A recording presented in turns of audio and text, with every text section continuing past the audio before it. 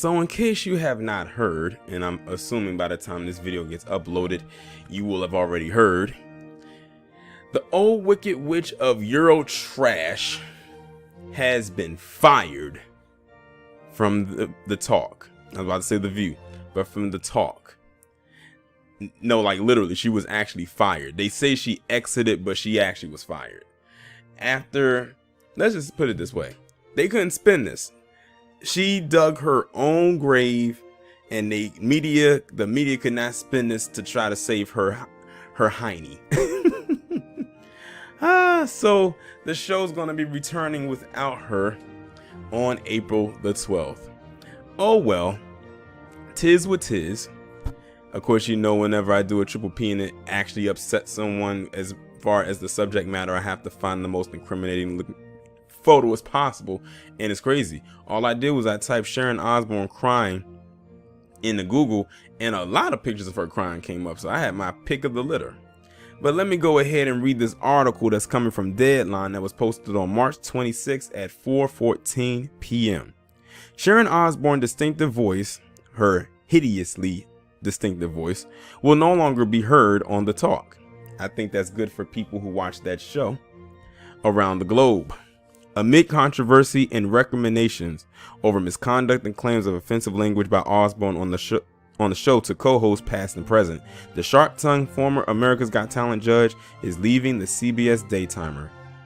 Having completed a probe into the heated March 10th discussion about race on the talk, which triggered the controversy, CBS just put out a statement saying that Osbourne made the decision to depart the show.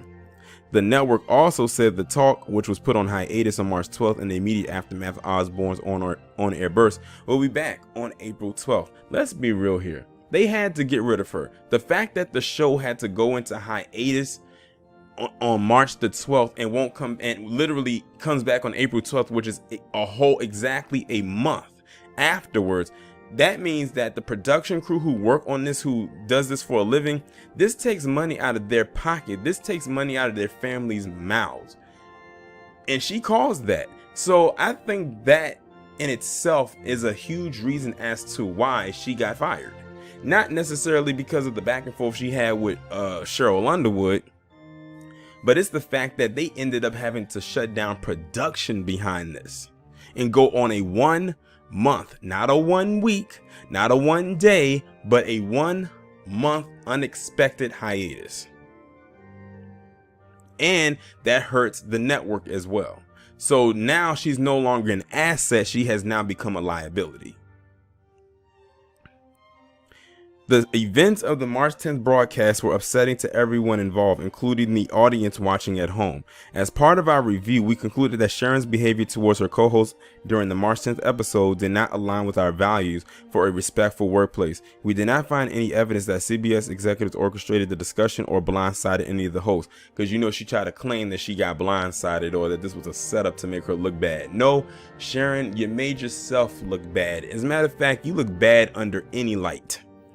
Whether it's sunlight, stage light, UV rays, moonlight, you just look bad under any light. At the same time, a flashlight, a laser light. At the same time, we acknowledge the network and studio teams, as well as the showrunners, are accountable for what happened during that broadcast, as if it was clear the co-hosts were not properly prepared by the staff for a complex and sensitive discussion involving race.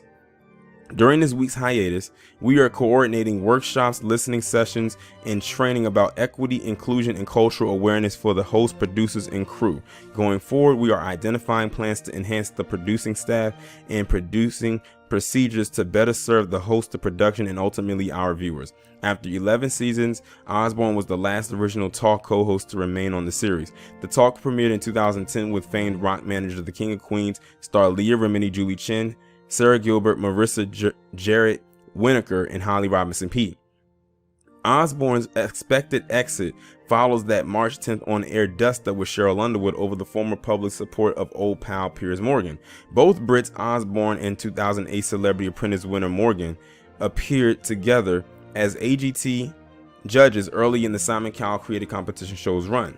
Clearly looking to be a topical arsonist of sorts, now ex-Good Morning Britain co-host Morgan vehemently exclaimed on UK TV just days before the talk showdown that he did not believe comments by Meghan Markle to Oprah the Mammy Supreme Wigfrey in their blockbuster interview that first aired on CBS on March 7th. You want to know what's so crazy? You have one person that left their show because they got put on blast. You got another one who got kicked off of her show after being put on blast. So, you know, they literally had the same outcome. One just voluntarily left and the other one left involuntarily.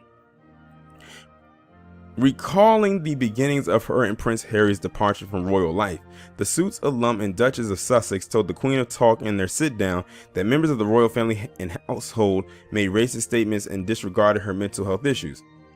On the talk, Underwood told Osborne, "While you are standing by your friend, it appears that you are giving validation or safe haven to something that he has uttered that is racist."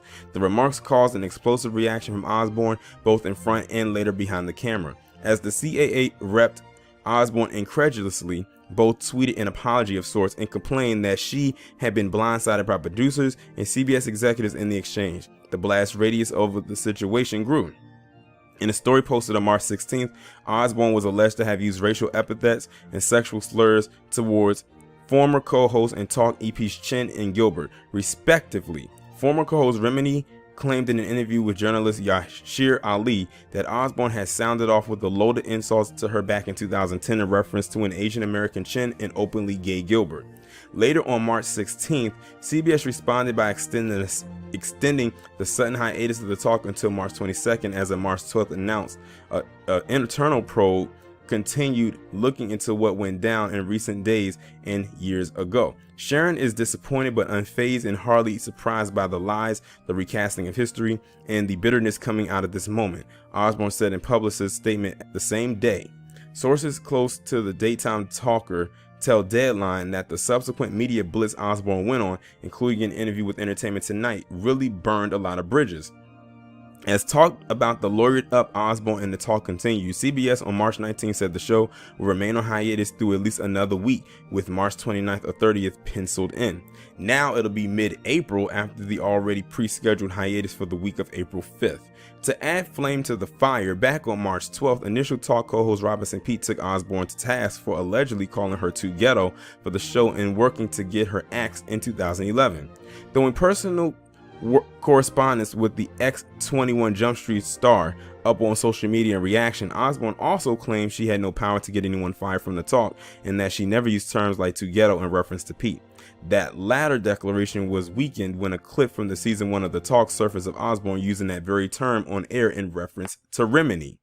Handling the solo career of her husband Ozzy Osbourne for decades, as well as managing the likes of the legendary Motorhead, Sharon Osbourne became famous in her own right with the debut of a reality series, The Osbournes, on MTV in 2002. She went on to front her own short-lived syndicated talk show in 2003, served as a judge on UK's The X Factor, and appeared as a contestant on Donald Trump's hosted Celebrity Apprentice on NBC in 2010. In that context, as they say on the talk, let's talk soon. Listen, I feel absolutely nothing for this chick. As a matter of fact, I saw a picture on well, it wasn't a picture, it was more like a GIF on Twitter where it said at the top, and I'm paraphrasing in the caption, "This is Sharon Osbourne leaving the studio set of the talk," and it's a picture, it's a video of a witch flying over on her broomstick, and someone said that she headed back to the land of Oz. So, you know, now that I think about it, she does give me witch vibes. After all, she is married to a man who calls himself the Prince of Darkness and has bit the head off of a bat on stage in front of everybody like it was a delicacy and like it just didn't faze him, and continued to perform. So, you know, it is what it is. I feel absolutely nothing for Sharon, or I'm starting to call her Sharon or Sha-Karen Osbourne. Since she wants to call people ghetto, let's give her a name, Sha-Karen. That's going to be her nickname, Sha-Karen Osbourne, because that's exactly how she acted in that aspect when she was being blatantly disrespectful. And the thing is, she has years of this, and you know, this is just all bottled up, and that it's just now spewing out everywhere, and now people see Sha-Karen for who she really is. And shout out to Harvey, because he's been talking about Sha-Karen. I'm telling y'all, that's gonna stick. Y'all gonna be seeing, I'm gonna see this a lot in the comment section, and I can't wait. He's been talking about her for years, but I never really talked about her because she really wasn't on my radar to talk about until now.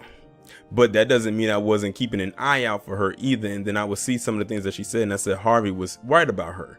She is a very nasty, condescending, trifling person, if you want to even call her a person, because she looks and sounds like an entity, something of the extraterrestrial kind.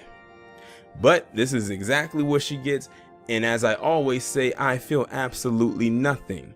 And I'm going to go ahead and end the video on this note. Y'all let me know what y'all think about this down in the comments. Like, share, subscribe if you haven't done so already. Make sure that you text the number that is pinned down in the comments below so you can receive notifications every time I upload a new video or go live.